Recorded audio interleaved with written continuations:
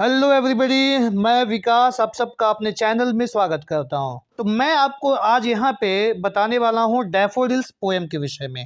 तो इस पोएम के विषय में हम लोग सीखेंगे एक्सप्लेनेशन हिंदी में बिल्कुल। उसके अलावा हम लोग ये भी सीखेंगे कि इसमें क्या क्या फिगर्स ऑफ स्पीच यानी कि पोएटिक डिवाइसेस पाए जाते हैं जो आपके आईसीएसई बोर्ड के एग्जामिनेशन के लिए काफ़ी इम्पोर्टेंट होने वाले हैं। तो आइए दोस्तों हम लोग देख लेते हैं इस पोएम के विषय में। सबसे पहले मैं बता दूं यहाँ पे डैफोडिल्स के विषय में कि डैफोडिल्स होते क्या हैं। डैफोडिल्स एक तरह के आपके येलो फ्लावर्स होते हैं, बिल्कुल बेल के शेप के, काफ़ी शानदार से फ्लावर्स होते हैं। और यहाँ पे के जो पोएट हैं वो हैं आपके विलियम वर्ड्सवर्थ। विलियम वर्ड्सवर्थ एक नेचर पोएट हैं और ये बात है 15 अप्रैल 1802 की। 1802 के टाइम पे क्या था कि ये जो विलियम वर्ड्सवर्थ हैं, इंग्लैंड में एक डिस्ट्रिक्ट है जिसका नाम है लेक डिस्ट्रिक्ट में रहते थे। वहां पे एक दिन क्या हुआ, अपने कजन डोरोथी वर्ड्सवर्थ के साथ शाम को बस यूं ही घूमने निकल पड़े थे। लेक के किनारे जैसे पहुंचे तो लेक के किनारे उन्हें ढेर सारे डैफोडिल्स दिखाई दिए। जैसे आप भी कभी कभी होता है, कहीं ना कहीं घूमने जाते हो, कुछ ना कुछ अच्छी चीज़ देखने को मिल ही जाती है, वहाँ पे अच्छा लगता ही है। तो वैसे यहाँ पे क्या है कि विलियम वर्ड्सवर्थ ने ढेर सारे डैफोडिल्स देखा और डैफोडिल्स उन्हें काफ़ी पसंद आए। और जैसे कि नेचर पोएट हैं भी, ढेर सारे इनके जो पोएम्स आपको मिलेंगे वो नेचुरल ब्यूटी के ऊपर ही मिलेंगे। तो यहाँ पे क्या हुआ कि उन्होंने पोएम लिखना स्टार्ट किया। ये जो पोएट्री उन्होंने स्टार्ट किया लिखना 1804 से। तो आइए दोस्तों, अब क्या है कि अब हम लोग यहाँ पे देखने वाले हैं इस पोएम की एक एक लाइन का एक्सप्लेनेशन और इसमें क्या क्या पोएटिक डिवाइसेस में विलियम वर्ड्सवर्थ जी ने यूज़ किया है। तो आइए सबसे पहले देखते हैं हम लोग पहला स्टेंजा जो इसका है। I wandered lonely as a cloud that floats on high over vales and hills when all at once I saw a crowd, a host of golden daffodils beside the lake, beneath the trees, fluttering and dancing in the breeze। तो सबसे पहले मैं आपको बता दूं यहाँ पे कि यहाँ पे राइम स्कीम क्या है इस स्टेंजा का। देखिए दोस्तों, यहाँ पे अगर आप देखेंगे तो आपका क्लाउड है, दूसरा आपका जो वर्ड लिखा है यहाँ पे हिल्स लिखा हुआ है, सेकेंड आपका जो थर्ड लाइन है लास्ट वर्ड यहाँ पे दिखता है क्राउड, फोर्थ में आपका दिख रहा है डैफोडिल्स, इसके बाद आपका लिख रहा है ट्रीज, इसके बाद है ब्रीज।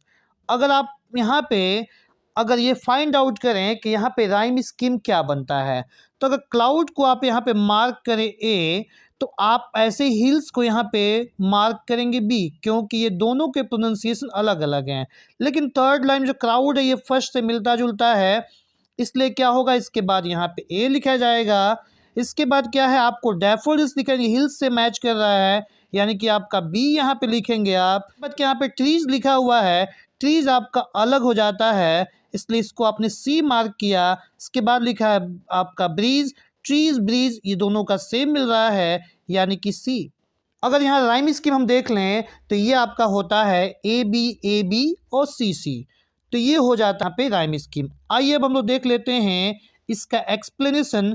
देखो दोस्तों, सबसे पहले यहाँ पे लिखा हुआ है I wandered lonely as a cloud. एक दिन मैं बादलों के जैसे ऐसे ही घूम रहा था। अगर बादलों को आप देखेंगे तो क्या होता है, बहुत सारे ऐसे पैच ऑफ क्लाउड्स होते हैं जो बिना किसी उद्देश्य के घूमते रहते हैं। ये बस यूं ही बरसेंगे भी नहीं, ये भी नहीं कि भाई साहब आ गए तो तब बरस लें, ऐसा नहीं होता है। बिना बरसे ऐसे घूमते रहते हैं। तो बिना किसी उद्देश्य के, विदाउट एनी पर्पज, ये क्या थे, एक दिन ऐसे ही घूम रहे थे। वॉन्डरिंग का मतलब होता है घूमना, लोनली मतलब अकेला, लेकिन यहाँ पे अपने सिस्टर डोरोथी वर्ड्सवर्थ के साथ ये थे। That floats on high over vales and hills, यानी कि वो बादल जो आसमान में घाटियों और पहाड़ियों के ऊपर क्या होते हैं, मंडराते रहते हैं, घूमते रहते हैं। फ्लोटिंग का मतलब आप लोगों को पता होगा, बस यूं ही फ्लोट करना, ऊपर तैरना। यानी आसमान में क्या होते हैं बादल, वो घाटियों और पहाड़ियों के ऊपर तैरते रहते हैं। उन बादलों के जैसे मैं भी बिना उद्देश्य के ऐसे ही घूम रहा था। यहाँ पे अगर फिगर्स ऑफ स्पीच की हम बात कर लें तो यहाँ पे कंपेयर किया गया है लोनली एज अ क्लाउड, यानी कि यहाँ पे हो जाता है आपका यूज ऑफ सिमिली। इसके बाद लिखा है कि when all at once I saw a crowd, a host of golden daffodils. तभी अचानक मैंने एक जगह पे एक क्राउड देखा। क्राउड किसका देखा, मैंने गोल्डन डैफोडिल्स का क्राउड देखा। होस्ट के जैसे जो थे, यानी कि ढेर सारे डैफोडिल्स मैंने एक जगह पे देखा। And the beauty of all those daffodils वो working like a host for me. सारे मतलब वहाँ के जो डैफोडिल्स की जो ब्यूटी थी, एक होस्ट के जैसे मेरे वहाँ पे मेरा वेलकम कर रहे थे। तो यहाँ पे गोल्डन डैफोडिल्स कहा गया उसको। Beside the lake, beneath the trees, fluttering and dancing in the breeze. मतलब क्या है? मतलब ये है कि जो डैफोडिल्स थे वो कहाँ पे थे? ये सारे daffodils beside the lake, lake के किनारे थे, वृक्षों के नीचे थे। और क्या हो रहा था? जब हवा बह रही थी तो उस समय फ्लटरिंग और डांसिंग यानी कि मूवमेंट कर रहे थे, डांस कर रहे थे। तो देखा जाए तो भाई साहब, तो डांसिंग करना तो काम ह्यूमन बीइंग का है। यहाँ पे फ्लावर डांस कैसे कर सकते हैं? तो किसी भी इनएनिमेट थिंग, नॉन ह्यूमन चीज़ों को अगर एज अ ह्यूमन बीइंग दिखाया जाए तो वहाँ होता है पर्सोनिफिकेशन। तो ये आपका यहाँ पे यूज़ है पर्सोनिफिकेशन। आइए अभी हम देख लेते हैं अगला स्टेंजा कि अगला स्टेंजा क्या कहता है। कहता है यहाँ पे कि continuous as the stars that shine and twinkle on the milky way. अगर आप आसमान में देखें, गैलेक्सी में देखें, तो वहाँ पे क्या होता है? ढेर सारे स्टार्स आपको दिखाई देते हैं और वो सारे स्टार्स क्या होते हैं? ट्विंकलिंग करते रहते हैं, चमकते रहते हैं। तो ठीक ऐसे ही जैसे आसमान में तारे चमकते रहते हैं, गैलेक्सी में स्टार्स होते हैं, ठीक वैसे ही यहाँ पे सारे डैफोडिल्स बहुत ही वैसे शानदार दिखाई यहाँ पे दे रहे थे। तो यहाँ पे भी देखा जाए, कंपेयर किया गया है, तो ये भी आपका यूज है यहाँ पे सिमिली का। They stretch in never ending line, इसको कहते हैं हाइपरबोलिक, यानी कि वो उनकी लाइन जो थी कभी खत्म होने वाली थी ही नहीं, ऐसे फैले हुए थे। जहां तक देखो केवल डैफोडिल्स ही डैफोडिल्स दिखाई दे रहे थे, किनारे पे उगे हुए थे। तो ऐसा लग रहा था जैसे उनकी लाइन कभी खत्म नहीं होगी। तो भाई लाइन तो कभी ना कभी तो खत्म हो ही जाएगी। ये हो जाता है आपका hyperbole. Along the margin of a bay, मतलब क्या है? जहां तक बे था, जहां तक खाड़ी था, जहां तक आपका लेक था, उसके किनारे क्या था? उसके मार्जिन मतलब किनारा होता है, जहां तक उसका किनारा था वहां तक डैफोडिल्स उगे हुए थे। 10,000 saw I at a glance tossing their heads sprightly dance. 10,000 saw I at a glance, मैंने एक ग्लेंस में, एक बार में मैंने 10,000 डैफोडिल्स मैंने देखा। अब यहाँ पे भाई विलियम वर्ड्सवर्थ रुक के वहाँ पे एक एक कर गिनती नहीं करने गए थे कि 1 2 3 4 5 लाओ 10,000 हो गया। It's also hyperbolic. ओके, ये भी आपका यूज है हाइपरबोल, फिगर ऑफ स्पीच का। और वो क्या कर रहे थे? अपने हेड्स को क्या कर रहे थे? मूव कर रहे थे, जैसे वो फुल ऑफ लाइफ और एनर्जी हो, जैसे उनमें एनर्जी आ गया हो, उनमें लाइफ हो, वैसे वो क्या कर रहे थे? मूवमेंट कर रहे थे, मूव कर रहे थे। तो ये आपका यूज होता है पर्सोनिफिकेशन का।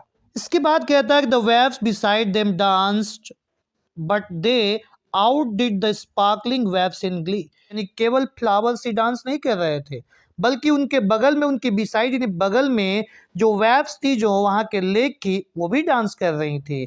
But they out did the sparkling waves in Glee, लेकिन ग्ली का मतलब क्या होता है? हैप्पीनेस। लेकिन खुशी के मामले में जितने शानदार वो जो है कि डैफोडिल्स दिखाई दे रहे थे, उतने शानदार यहाँ पे ये जो वेव्स थी नहीं दिख रही थी। देखा जाए तो यहाँ पोएट ने क्या कर दिया है, एक कंपटीशन जैसे करा दिया है कि दोनों डांस कर रहे थे, एकदम डांस इंडिया डांस कंपटीशन चल रहा है भाई साहब।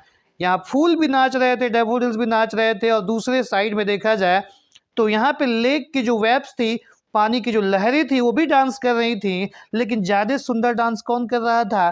डैफोडिल्स कर रहे थे। इसके बाद यहाँ पे अगला लाइन देखें अगर हम, तो कहता है a poet could not but be gay in such a jocund company.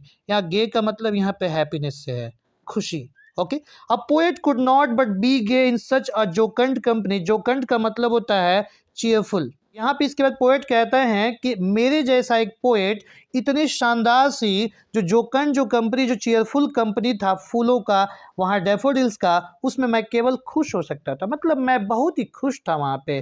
फिर कहते हैं कि I gazed and gazed but little thought what wealth the show to me had brought. कहते हैं कि मैं काफी लंबे समय तक उन फूलों को देखता रहा, और उस समय मैंने बहुत कम सोचा। गेज का मतलब होता है बहुत ही ध्यान से देखना, एकटक लगा के देखना। लंबे समय तक मैं फूलों को देखता रहा और उस समय मैंने बहुत कम सोचा।